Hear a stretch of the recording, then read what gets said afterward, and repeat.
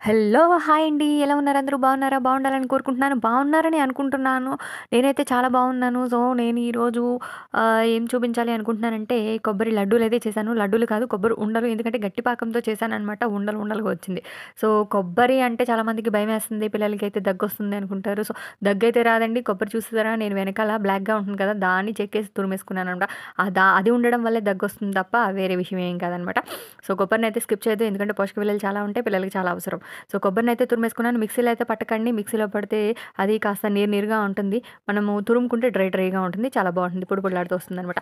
So, దాన్నైతే బాండీలో నెయ్యి వేసేసి తురుమునైతే వేసేసుకొని కలుపుకుంటున్నాననమాట. చక్కగా పచ్చి వాసన పోయేంత వరకు మంచి కొంచెం ఒక రకమైన కలర్ వచ్చేంత వరకైతే మనం ఫ్రై చేసుకుంటూ ఉండాలనమాట. చాలా బావుంటుంది. సో, నేనైతే ఆ విధంగా ఫ్రై చేసేసుకుంటున్నాను. పక్కన బెల్లాన్ని కూడా తురిమేసుకొని బెల్లాన్ని పక్కన పెట్టుకున్నాను. ఎందుకు అంటే బెల్లాన్ని దానిలోనే కలిపేసుకోవచ్చు కదా! అంటే ఎందుకంటే బెల్లంలో కొంచెం చెత్త అనేది ఉంది. సో, దాన్ని స్ట్రెయిన్ చేసుకోవడం చాలా అవసరం. కాబట్టి పక్కన బెల్లాన్ని కరిగించుకుంటున్నాను. కరిగించేసుకొని ఇప్పుడు దానిలో డైరెక్ట్‌గా స్ట్రెయిన్ చేసేసుకున్నాననమాట. సో, చేసేసుకొని ఆ విధంగా కలుపుతూ ఉన్నాను. ఇప్పుడు పాకం అనేది ఉడుకుతూ ఉంటుందనమాట. చూడండి. ఎట్టి పరిస్థితుల్లో కూడా కొబ్బరిని పిల్లలకి పెట్టకుండా ఉండొద్దండి. పిల్లలకి పెట్టండి. పిల్లలకి అయినా, పెద్దవాళ్ళకైనా కొబ్బరి చాలా మంచి ప్రయోజనాన్నయితే ఇస్తుంది. మనమందరం దగ్గొచ్చేస్తదని కొబ్బరినైతే స్కిప్ చేసేస్తాము. ఏం లేదండి, కొబ్బరికి వెనక భాగం ఉంటుంది చూసారు నల్ల నల్లగా, దానివల్ల గొంతులో గరగర ఉండి దగ్గొస్తదే తప్ప కొబ్బరి వల్ల కాదు. సో, దాన్ని చెక్కేసుకొని మనం ఏ రకంగా వాడుకున్నా కూడా దగ్గు అనే సమస్య అయితే ఉండదండి. సో, చూసారా? పాకం ఉడికి ఇంకా అలా దగ్గరికి పడిందనమాట.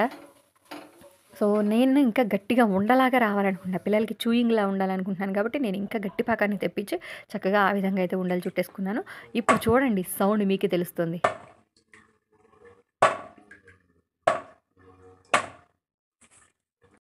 ఇలా చేసుకుంటే ఇంకా ఎక్కువ రోజులు నిల్వ ఉంటాయి. అలాగే పిల్లలు చూయింగ్‌గా ఉంటుందనమాట. చాలా చక్కగా వాళ్ళు చప్పరిస్తూ ఆ గుజ్జంతా మింగుతూ ఉంటే భలేగా వాళ్ళు సాటిస్ఫై అయ్యారు. మీకు గుర్తుందా? మనం చిన్నప్పుడు కొట్ల మీద కొనుక్కున్నప్పుడు ఇలాగే ఉండేవి కదా! ఇక్కడ ఒక వంటింటి చిట్కాని కూడా చెప్పబోతున్నాను. జాగ్రత్తగా వినండి.